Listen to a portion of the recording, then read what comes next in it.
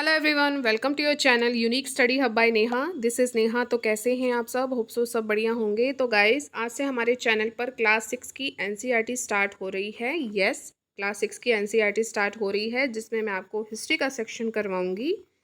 ठीक है। तो इसी तरह जो आपकी है 6, 7 और 8, ठीक है, तो ये कॉन्टीन्यूसली आपको ये प्लेलिस्ट मिल जाएगी कंप्लीट एनसीईआरटी हिस्ट्री करके। ठीक है, तो कंप्लीट आपको जो एनसीईआरटी हिस्ट्री मिल जाएगी। आप बिल्कुल भी कंफ्यूज मत होइएगा, ये एक ही प्लेलिस्ट होगी जिसमें आपको 6, 7 और 8 की एनसीईआरटी हिस्ट्री मिलेगी। इसी तरह साइड बाय साइड हम सिविक्स को भी कंप्लीट करेंगे, जिसमें आपको 6, 7 और 8 की एनसीईआरटी मिलेगी। फिर हम जियोग्राफी को भी कंप्लीट करेंगे। जैसे ही आपकी हिस्ट्री कंप्लीट होगी, साथ में जियो को मैं स्टार्ट कर दूंगी, और सिविक्स जो है आपकी साइड बाय साइड चलती रहेगी। ठीक है, तो बिल्कुल भी कंफ्यूज नहीं होना है। चैनल से नए जुड़े हैं, सब्सक्राइब कर लीजिए, बहुत अच्छा कंटेंट आपको आने वाले दिनों में कुछ मिलेगा। ठीक है, हम टारगेट कर रहे हैं इस टाइम सी टेट को। यस, सी टेट के फॉर्म निकले हुए हैं, प्लीज़ आप अपने फॉर्म भी भर लीजिए। सी टेट, टीजीटी, एसएसटी को जो है हम टारगेट कर रहे हैं। आप सबको पता है कि वहाँ पर क्या आता है, 6 to 8 की आपकी एनसीईआरटी लाइन बाय लाइन आती है। कहीं से भी क्वेश्चन पुटअप कर सकते हैं, लेकिन एक आपको एक पर्टिकुलर जो है सिलेबस दिया गया है, उस अकॉर्डिंग आपको सब कुछ करना है। ठीक है, चलिए वीडियो को स्टार्ट करते हैं। इंटरेस्टिंग वीडियो है, प्लीज़ लाइक कर लीजिएगा। सबसे पहले बात करेंगे हम देश के नाम की। आपका पहला ही टॉपिक है आपके एनसीईआरटी में, जो मेन है, मैंने वही सब कुछ लिया है। तो जहाँ हम रहते हैं, हम सबको पता है कि हम कहाँ रहते हैं, हम इंडिया में रहते हैं। ठीक है, तो जो इंडिया शब्द है ये कहाँ से निकला है? देखिए, इस तरह आप याद कीजिए, इंडिया जो शब्द है आपका इंडस से निकला है। कहाँ से निकला है? इंडस से निकला है। इस तरह भी लिख सकते हैं, या इसको हटा दीजिए, तो इंडस से भी निकला हुआ है। ठीक है, इंडिया शब्द कहाँ से निकला है? इंडस से निकला है। आप अब हम बात करेंगे कि इसको संस्कृत में क्या कहते हैं। संस्कृत में इंडिया शब्द को हम कहते हैं सिंधु। क्या कहते हैं? सिंधु। स से संस्कृत, स से सिंधु। बात कर रहे हैं हम लगभग 500 वर्ष पहले की। आपके भारत में आए थे, उत्तर पश्चिम से आए थे। उत्तर पश्चिम जो आपकी दिशा है, वहाँ से आपके कौन आए थे? ईरानी और यूनानी आए थे। कौन आए थे? ईरानी और यूनानी आए थे। जो ये आपका सिंधु है, नॉट इंडिया, जो संस्कृत से आपका सिंधु निकला था, तो इन्होंने क्या किया? जो ईरानी और यूनानी थे, इन्होंने इस सिंधु को ये क्या कहा? हंदोस और इंदोस कहा। सिंधु को क्या कहा? हंदोस और इंदोस। अब बात करेंगे हम पश्चिम दिशा की। ठीक है, हमने यहाँ पर बात कर ली है, सॉरी, उत्तर पश्चिम की हमने यहाँ पर दिशा की बात कर ली है। अब हम पूर्व दिशा की बात करेंगे। तो जो पूर्व दिशा थी ना, जो पूर्व में आपका जितना भी भूमि प्रदेश रह गया था, तो इनको क्या कहा? इंडिया कहा। क्या कहा? इंडिया कहा। क्वेश्चन अब कैसे बनेगा? आपने इतना तो समझ लिया, अब क्वेश्चन कैसे बनेगा?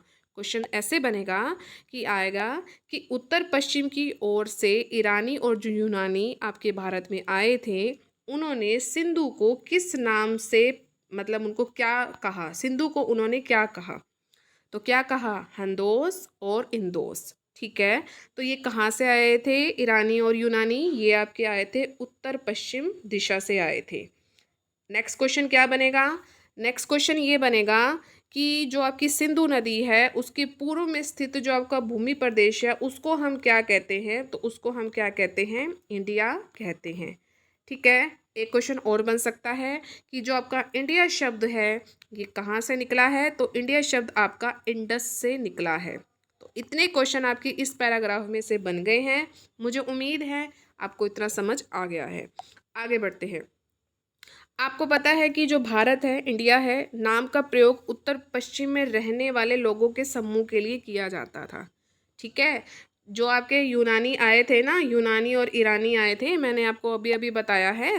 ठीक है, जो यूनानी और ईरानी आए थे, ये आपके उत्तर पश्चिम दिशा में इन्होंने सबसे पहले जो है बात की थी। उत्तर पश्चिम से आए थे, ईरानी और यूनानी आए थे ना, और उन्होंने वहाँ पर जो सिंधु है उसको क्या कहा? हिंदोस और हंदोस कहा। इतना हमने पढ़ लिया। अब ये बात क्या कर रहा है कि भारत नाम का जो प्रयोग है ना, जो उत्तर पश्चिम में वहाँ के जो लोग रहते थे ना, उनके लिए किया था सिर्फ।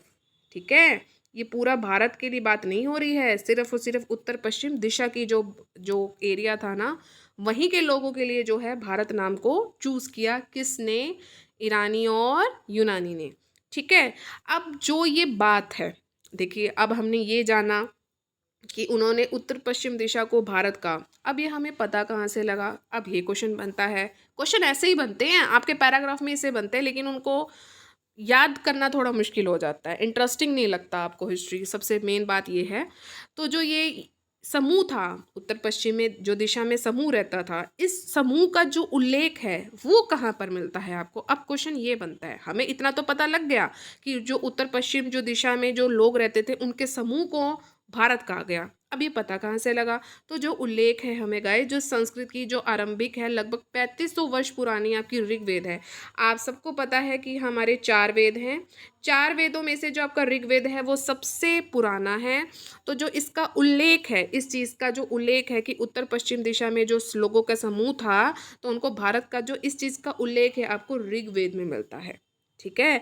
अब क्वेश्चन ये बनता है कि कहाँ पर मिलता है उल्लेख? तो ऋग्वेद में मिलता है। जो ऋग्वेद है वो कितना पुराना है? 3500 वर्ष पुराना है। ठीक है। चलिए, मुझे उम्मीद है आपको जो हमारा इंडिया है ये कहाँ से, इसका शब्द का कहाँ से निकला है, उनको क्या क्या कहा गया, इतना आपको जो है समझ आ गया होगा, और इतना ही आपकी एनसीईआरटी में दिया गया है। ठीक है। अब हम बात करेंगे अतीत की जानकारी। हमारे चैप्टर का नाम ही है अतीत की जानकारी। तो ये हमने अतीत को जानना है।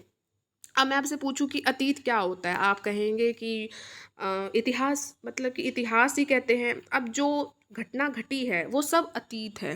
हाँ है, सबका पास्ट होता है। हम कहते हैं ना पास्ट में नहीं जीना चाहिए, सबका मतलब पास्ट होता है, अतीत होता है। लेकिन इतिहास क्या होता है? इतिहास वो होता है जो क्रमबद्ध रूप से आपको देखने को मिलता है, क्रम में मिलता है। ठीक है। जो क्रमबद्ध रूप से है और वो लिखा हुआ है कहीं पर। अब आप कहें कि भाई कल मैंने कल मैंने पनीर खाया, अभी कहीं लिखा थोड़ी हुआ है, पास्ट में हुआ है ना, लिखा तो नहीं हुआ है ना। जो मतलब कहते हैं कि ना, जो मतलब हमारे इतिहास में घटित हुआ है, जो बहुत अच्छा अच्छा घटित हुआ है, बुरा भी घटित हुआ है, वो कहीं ना कहीं क्रमबद्ध रूप से लिखा हुआ है। हम चाहे 1857 की क्रांति लगा लें, हमने भारत को आज़ाद कराया वो लगा लें, हम गांधी जी के बारे में पढ़ लें, हम प्राचीन भारत को पढ़ें, मध्यकालीन इतिहास को पढ़ें, तो क्रमबद्ध है ना। तो उसको हम अतीत कहते हैं, उसको हम इतिहास कहते हैं। वो इतिहास है क्योंकि कुछ मूल हमें मिल रहा है, हम उसको चीज़ को पढ़ रहे हैं। समझ गए आप? तो यहाँ बात हो रही है अतीत की जानकारी की। तो अतीत की जानकारी हम कई तरीके से प्राप्त कर सकते हैं। अब मैंने आपको इतना बताया इतिहास के बारे में। अब इसको जानने के तरीके भी तो होंगे ना। अब ये तो है नहीं कि हम खड़े पैर सब कुछ जान लेंगे, नहीं, इसको जानने के कुछ तरीके हैं। तो उन तरीकों में से जो एक आपकी एनसीईआरटी में दिया गया है 6 क्लास की पांडुलिपि भी के बारे में दिया गया है, उसमें से जो एक तरीका है वो ये है कि अतीत में लिखी गई पुस्तकों को ढूंढना और पढ़ना। ये है पुस्तक, और हाथ से लिखी होने के कारण इसको पांडुलिपि कहा जाता है। ठीक है। तो हम किसकी बात कर रहे हैं यहाँ पर? हम पांडुलिपि की बात कर रहे हैं। ठीक है। तो पांडुलिपि क्या होता है वो आपको आगे पता लगेगा। मुझे उम्मीद है आपको इतना समझ आ गया होगा, तो लाइक ज़रूर कर दे। अब हम जानेंगे कि इतिहास के स्रोत क्या क्या होते हैं। ये आपकी एक्स्ट्रा इन्फॉर्मेशन है। अतीत की जानकारी आपको कैसे, अतीत क्या होता है ये पता लगा आज। और इतिहास के स्रोत कौन कौन से होते हैं? 3 स्रोत होते हैं। साहित्यिक स्रोत होते हैं, पुरातात्विक स्रोत होते हैं, और अभिलेख होते हैं। और एक आपका होता है, चौथा आपका होता है जो आपके विदेशी यात्री भारत आए थे ना, फायान जो आए थे, हेनसांग आए थे, तो इनकी जो पुस्तकें लिखी हैं उससे भी हमें जो है अपने भारत के बारे में जानने का मौका मिला। अब आप कहेंगे ये ज़रूरी नहीं कि मैं हर चीज़ नोट्स में लिखूंगी। अगर मैं आपको सारे के सारे नोट्स ऐसे दे दूँ तो आप पढ़ नहीं लेंगे, तो आपको पता कैसे लगेगा? बेसिक जो है आपको मेरे जो है लेक्चर से ही पता लगेगा। ये नोट्स तो जस्ट ए हेल्प है। ठीक है। तो जब तक आप मुझे सुनेंगे नहीं तो आपको पता ही नहीं लगेगा कि चीज़ हम पढ़ के रहे हैं। ऐसे तो फिर आपकी बुक्स में भी है। ठीक है। तो साहित्यिक स्रोत जो होते हैं, जैसे मान लीजिए आपके रामायण हो गए, महाभारत हो गए, हमें पता लगा ना कि उस समय क्या क्या हुआ था। हमें पता लगा है कि भाई उस समय क्या क्या हुआ था, रामायण में क्या हुआ, महाभारत में क्या हुआ, आपके ऋग्वेद हो गए, आपके चारों वेद हो गए। तो इन चीज़ें ये साहित्यिक स्रोत होते हैं।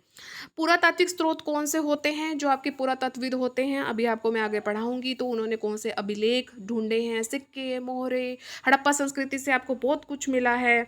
तो कैसे मिला है? इन्होंने खुदाई करी है, दयाराम साहनी ने जो है खुदाई करी है हड़प्पा संस्कृति की, आप सबको पता है। ठीक है। तो ये पुरातात्विक स्रोत होते हैं। अभिलेख होते हैं। अभिलेख वो होते हैं कि जैसे कि ना आपका जैसे कठोर सा पत्थर होता है और उस पर कुछ उत्कीर्ण किया हुआ है, और वो उसको चीज़ को पढ़ के हम जान सकते हैं कि उस टाइम जो वो शासक था ना, तो उसकी व्यवस्था कैसी थी। तो सबसे पहले जो है राजा अशोक के हमें अभिलेख देखने को मिलते हैं हमारे भारत में। जेम्स प्रिंसेप ने जो है इनसे सबसे पहले पढ़ा था। ठीक है। तो ये अभिलेखों के बारे में है। ठीक है, तो आपको इतना पता लग गया। और जो आपको मैंने चौथा आपको बताया था कि जो वृत्तांत होते हैं, जैसे हेनसांग हो गया, अब ये हेनसांग आया, भारत में आया, फायानी विदेशी यात्री थे, जो उनकी पुस्तकें हैं ना, तो इनसे भी आपको जो है इतिहास के बारे में बहुत कुछ सीखने को मिला, जानने को मिला। तो ये इतिहास के स्रोत हैं कि अतीत के बारे में हमने कैसे जानना है, तो इन चीज़ों से हम जान सकते हैं। हम बात करेंगे आज पांडुलिपि की। 6 क्लास की एनसीईआरटी में जो है आपकी पांडुलिपि दिया हुआ है, और आज मैं आपको सिर्फ इतना ही करवाऊंगी, क्योंकि आप देख सकते हैं कि चैनल अभी ग्रो हो रहा है, इतनी लंबी वीडियो नहीं डल सकती है। ठीक है, मैं लेकिन आपको जो है क्लासेस दूंगी, अच्छे से दूंगी, तभी कह रही हूँ क्लास 1 क्लास 2 करके दूंगी। ठीक है, अब पांडुलिपि है ये आपकी जो है क्या होता है, इसको हम जान लेते हैं। जो पांडुलिपि है आपकी प्राय ताड़ पत्रों और हिमालय क्षेत्र में आने वाले भुर्ज नामक पेड़ की छाल से विशेष तरीके से तैयार भोजपत्र पर लिखी मिलती है। ये आपकी डेफिनेशन दी गई है। अब ये क्या होते हैं, एक ताड़ पत्र होता है, ये आपके जो ताड़ पत्र होते हैं ना गाइस, ये आपके हिमालय क्षेत्र में मिलते हैं। हिमालय क्षेत्र में एक आपका भुर्ज नाम का पेड़ है। ठीक है, भुर्ज नाम का पेड़ है, उसकी छाल से, जो उसकी छाल होती है ना, उसके विशेष तरीके से भोजपत्र पर, एक भोजपत्र होता है, इसकी जो भुर्ज की जो छाल होती है भोजपत्र पर, उस पर लिखा जाता है, तो इसको हम क्या कहते हैं, पांडुलिपि कहते हैं। ठीक है, अब क्वेश्चन ये आता है कि जो ये पांडुलिपियां हैं ये आपकी कहाँ कहाँ मिलती हैं। तो ये पांडुलिपियां आपकी मंदिरों में मिलती हैं और विहारों में आपको मिलती हैं। अब इन पांडुलिपियों में ऐसा खास क्या है जो हमें जानना चाहिए, जिससे हमें अपने अतीत के बारे में पता लगेगा। तो इन पुस्तकों में, पुस्तक बन गई है ना, पांडुलिपियां लिखी हमने। ठीक है, तो पुस्तक बन गई, इस पुस्तक में हमें क्या मिला है उस टाइम का, पुराने टाइम का, कि जैसे धार्मिक जो आपकी धार्मिक मान्यताएं हैं, उनके व्यवहार हैं, राजाओं के जीवन हो गए, औषधि होगी, विज्ञान, सभी इस प्रकार की जो विषय की जो चर्चा मिलती है वो कहाँ मिलती है, पांडुलिपि में मिलती है। ठीक है, अगर हमने अतीत को जानना है तो पांडुलिपि है। अब आप सोच सकते हैं कि अब कॉमन सेंस है इसमें, कि मैंने आपको बताया कि भुर्ज नामक पेड़ की छाल है, अब वो नष्ट तो होंगे ना, आप एक पत्ते पर लिख रहे हैं तो नष्ट तो होंगे। एक स्रोत गढ़ा हुआ है, उसकी कुछ अलग वैल्यू है, पेपर पर लिखा हुआ है, उसकी अलग वैल्यू है। अब क्वेश्चन इसी तरह के आते हैं आपके सीटेट में, कि भाई कि आपकी कॉमन सेंस, अब देखिए कंसेप्ट आपने पढ़ लिया है, कॉमन सेंस लगाएंगे कि अब मैं आपको कह रही हूँ कि पत्ते पर लिखा हुआ, तो ऑब्वियस सी बात है कि वो एक टाइम एक के बाद वो नष्ट हो जाएंगे, और कुछ नष्ट हो भी गए हैं हमारे इतिहास में, कुछ नष्ट हो भी गए हैं। तो यही क्वेश्चन जो है, अगर आपका कंसेप्ट बिल्कुल क्लियर है, आज क्लियर हो गया है, तो अब क्वेश्चन को जो है अपनी सेंसेस से देखिए कि हाँ भाई कि आप सोच सकते हैं कि वो आपकी पेड़ की छाल से है, तो कैसे मतलब आप उसको रिजर्व कर सकते हैं, मतलब कैसे कर सकते हैं। ठीक है, समझ गए होंगे आप मैं क्या कहना चाहती हूँ। तो ये नष्ट हो गए हैं, लेकिन सबसे पहले इनकी इम्पोर्टेंस है क्योंकि इसका जो योगदान है हमारे इतिहास में है।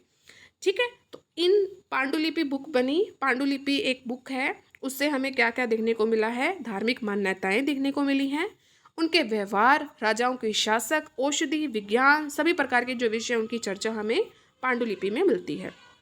उसमें हमें ये भी मिला है कि जो प्राकृतिक भाषा का जो प्रयोग था वो आम लोग करते थे। कौन करते थे प्राकृतिक भाषा का? आम लोग, जो वहाँ की जनता थी वो करते थे। ठीक है, तो वीडियो को हम यहीं एंड करते हैं। मुझे उम्मीद है कि जो आज का फर्स्ट लेक्चर है ना आपको बहुत पसंद आया है। अगर आया है ना, दिल से कह रही हूँ कि लाइक ज़रूर कर दीजिए, सब्सक्राइब ज़रूर कर लीजिए।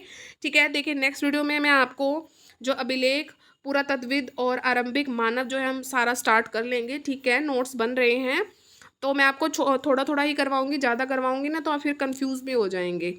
ठीक है, और आपको पता है कि एक यूट्यूब की पॉलिसी भी है कि जो नया चैनल होता है ना, तो उस पर हम ज़्यादा लंबी ना वीडियो नहीं डाल सकती, तभी मेरी ना छोटी वीडियोस होती हैं। तो वो आपके सपोर्ट से होगा जब आप मेरे 1 के आप सब्सक्राइबर करवाएंगे, और मुझे उम्मीद है आप जल्दी ही करवाएंगे।